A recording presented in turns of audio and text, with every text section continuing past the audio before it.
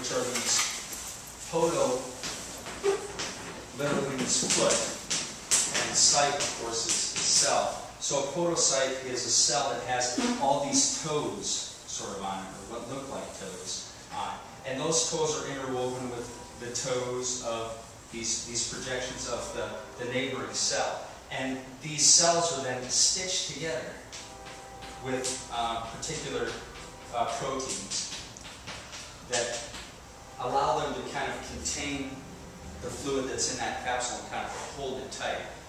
So when you're first forming urine, the fluid is passing through these blood vessels. It leaves the blood vessels. It enters this capsular space, and then it's surrounded by this endothelium that is also surrounded by these podocytes that basically tries to hold back the filter material.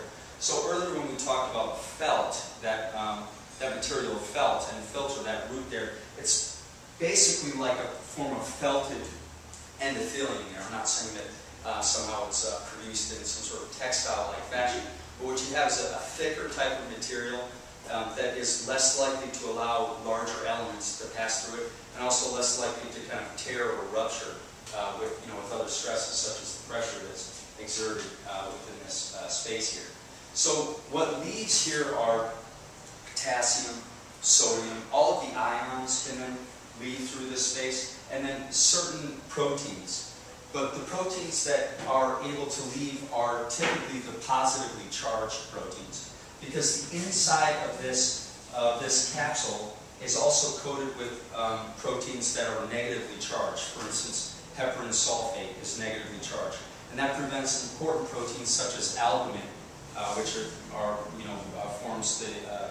forms sort of an osmotic force in our blood, helps to hold the fluid in our blood vessels. It prevents albumin from leaving there.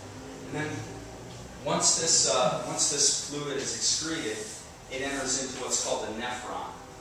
And the nephron is the basic unit, the basic structural and functional unit of the kidney. The nephron is responsible primarily for taking this filtrate, this original filtrate that leaves this capsule, what's known as ultrafiltrates, this original amount of filtered material, and then selectively reabsorbing what it wants to reabsorb. So what the body would normally want to hold on to. So most people know someone who has high blood pressure or who's taking a high blood pressure medication. Most of those high blood pressure medications act upon the nephron of the kidney. What they do is they affect certain parts of the nephron, certain mechanisms in the nephron, and prevent it from resorbing some of that ionized, some of those ions. And in doing so, it prevents the body from reabsorbing some of that fluid, and that then reduces the blood pressure. So we have a nephron.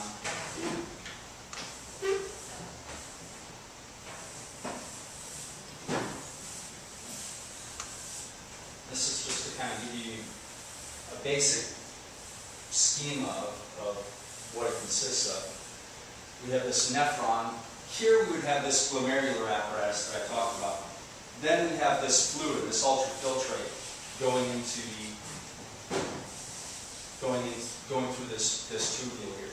But throughout the tubule, there are transporters, there are active mechanisms whereby ions are resorbed out of this nephron, and with the ions come water. So if this nephron weren't working, for instance, if the tubule weren't working, what would happen is this first mechanism would work. You'd have this large amount of ultrafiltrate produced, but you would rapidly become dehydrated. You would just be peeing all the time. If you think of conditions such as diabetes, oftentimes one of the first kind of salient clinical symptoms is increased urination. That's because the glucose in the body gets to the point where it actually interferes with the glomerular capsule's ability to hold glucose in.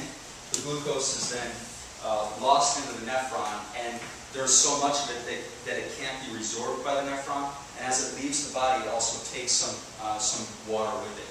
Osmosis works like this, and this is also the basic principle by which the kidney operates. If you have a concentration of solute on this side of a permeable membrane, a water permeable membrane, that's greater than the concentration of solute on this side, water will flow over to this side.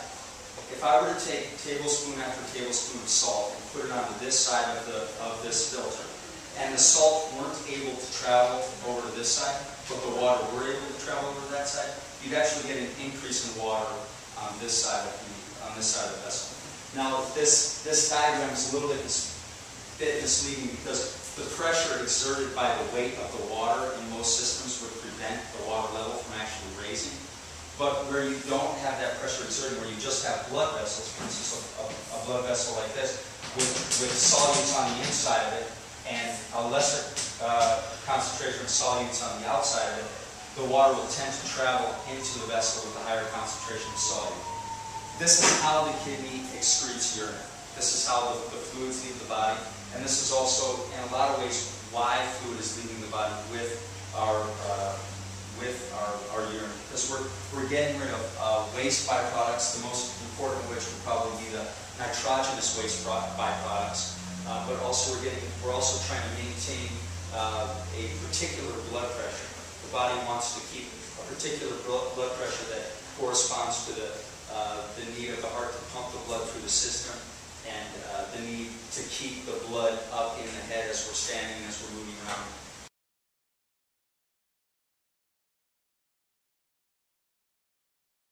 With this particular structure, this sort of bow-like structure that we see is also typical of the kidney as a whole. So when we look at the kidney, it's, it has this shape like this to it, this sort of beam-like shape, this reflexive curve to it, where it comes out and goes in and makes it. That character there, that shape there, is actually in the next character. We have that "zuo," which means to do or to make, but we could also see it as acting as this sort of ja, acting as this sort of like a very tight embroidery. And then this next piece here, this is qiang.